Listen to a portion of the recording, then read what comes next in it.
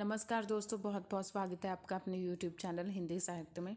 आज का हमारा टॉपिक है आदिकाल की विशेषताएं। तो चलिए स्टार्ट करते हैं हमारा आज का टॉपिक।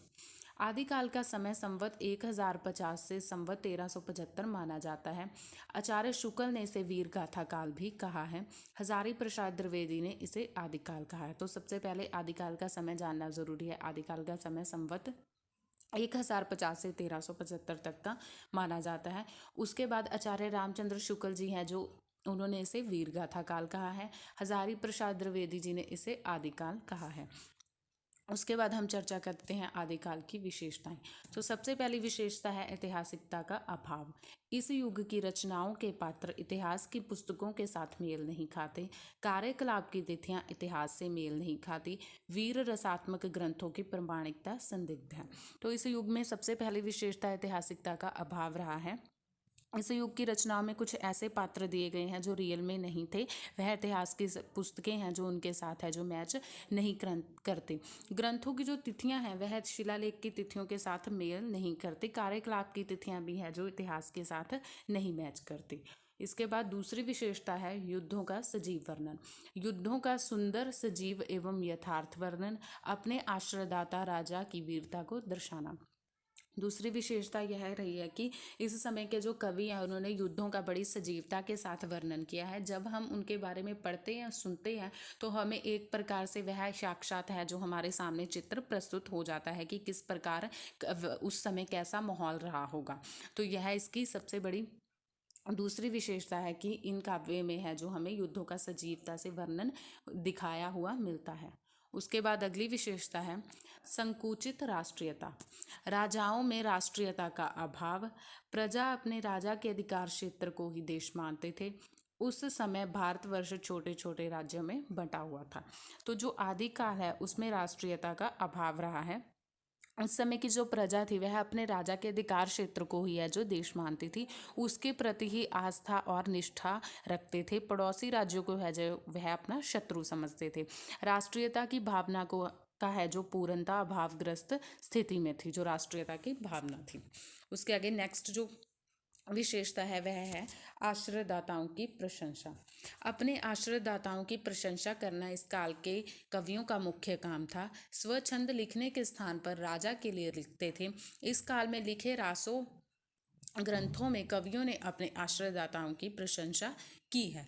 तो इस काल के जो कवि थे उनकी जो कल्पना की उड़ान थी वह बहुत दूर तक होती थी। अपने आश्रयदाता की तुलना अद्भुत अलौकिक शक्तियों के साथ वह करते थे। साधारण घटना को भी है जो वह चमत्कार पूर्ण बना दिया करते थे। यह उनकी एक प्रकार की ज़रूरत थी क्योंकि जब वह अपने आश्रयदाताओं की है जो प्रशंसा करते थे इससे वह राजा खुश होकर उनको इनाम पैसे है जो भेंट किया करते थे। इसलिए है जो वह बढ़ा चढ़ाकर अपने आश्रयदाताओं की प्रशंसा किया करते थे। उसके आगे नेक्स्ट पॉइंट है वीर रस की प्राधान्यता। इस काल में वीर रस प्राधान्य रचनाएं अधिक हुई। सभी रासो ग्रंथ वीर रसात्मक ग्रंथ रहे हैं।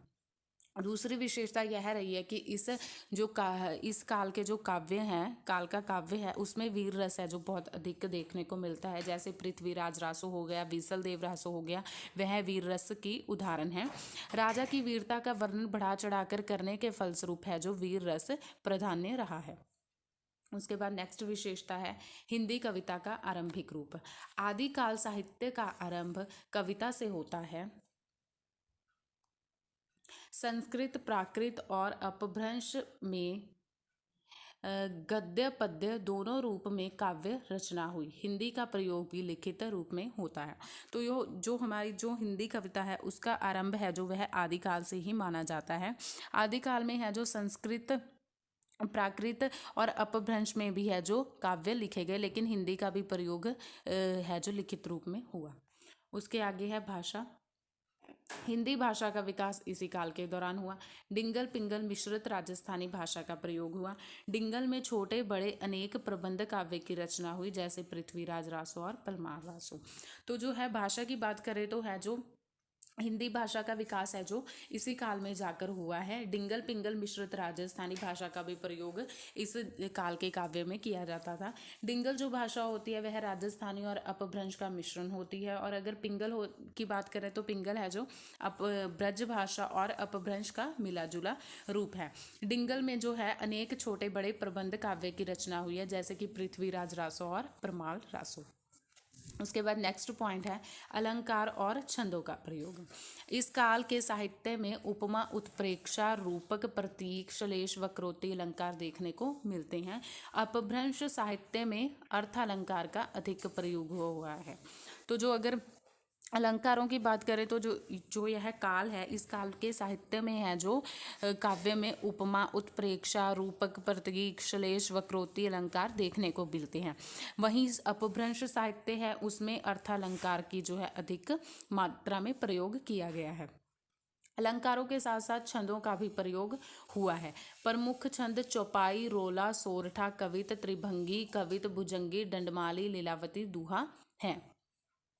अलंकारों के साथ साथ है जो छंदों का भी भरपूर मात्रा में प्रयोग हुआ है। रोला, सोरठा, कवित है जो प्रमुख छंद हैं।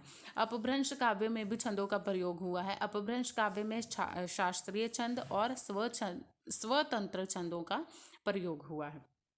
उसके बाद जो नेक्स्ट विशेषता है वह है अर्धप्रमाणिक रचनाओं की बहुलता। अधिकांश रचनाएं संदिग्ध और अर्धप्रमाणिक हैं। जयचंद प्रकाश, जयमयंक, जस चंद्रिका, हमीर, रासो आदि रचनाएं असंदिग्ध हैं। जैसे कि इसकी नेक्स्ट विशेषता है कि अर्धप्रमाणिकता, रचनाओं की बहुलता है इसमें है जो अधिकांश रचनाएं ऐसी हैं जो अप्रमाणिक मानी जाती हैं। उन रचनाओं में सबसे पहले जयचंद प्रकाश, जयमयंक, जस चंद्रिका और हमीर रासो का नाम आता है। इसके बाद जो है पृथ्वीराज रासो को भी अर्धप्रमाणिक माना जाता है। यह हमेशा एक विवाद का विषय रहा है। कुछ विद्वान है जो इसे प्रमाणिक मानते हैं, कुछ विद्वान है जो इसे अर्धप्रमाणिक मानते हैं। डॉक्टर बूलर तो इसे अर्धप्रमाणिक मानते हैं। उन्होंने कहा है कि पृथ्वीराज रासो की तिथियां, व्यक्तियों के नाम, घटनाएं इतिहास सम्मत नहीं है, इसलिए उन्होंने है जो इसका ग्रंथ को है जो प्रकाशित ना करने की भी सिफारिश की थी। तो ये थी कुछ आदिकाल की विशेषताओं के बाद हम आदिकाल के अन्य नामों के बारे में भी थोड़ा सा है जो जान लेते हैं। तो सबसे पहला जो आदिकाल को नाम दिया गया है वीरगाथा काल। वीरगाथा काल कहा गया है आचार्य रामचंद्र शुक्ल जी द्वारा। उसके बाद है आरंभिक काल। आरंभिक काल नाम दिया है मिश्र बंधुओं ने। फिर आता है चारण काल। चारण काल राम कुमार वर्मा द्वारा दी गई संज्ञा है। बीजवपन काल। बीजवपन काल महावीर प्रसाद द्विवेदी जी द्वारा दिया गया नाम है। सिद्ध सामंत युग, यह नाम इसे राहुल सांकृत्यायन जी ने दिया है। फिर आता है वीरकाल। वीरकाल आचार्य विश्वनाथ प्रसाद मिश्र जी द्वारा दिया गया नाम है। उसके बाद है प्रारंभिक काल। डॉक्टर गणपति चंद्रगुप्त ने है जो आदिकाल को प्रारंभिक काल नाम दिया है। अंत में आता है आदिकाल। आदिकाल है जो हजारी प्रसाद द्विवेदी जी द्वारा दिया गया नाम है। तो दोस्तों ये था हमारा आज का टॉपिक।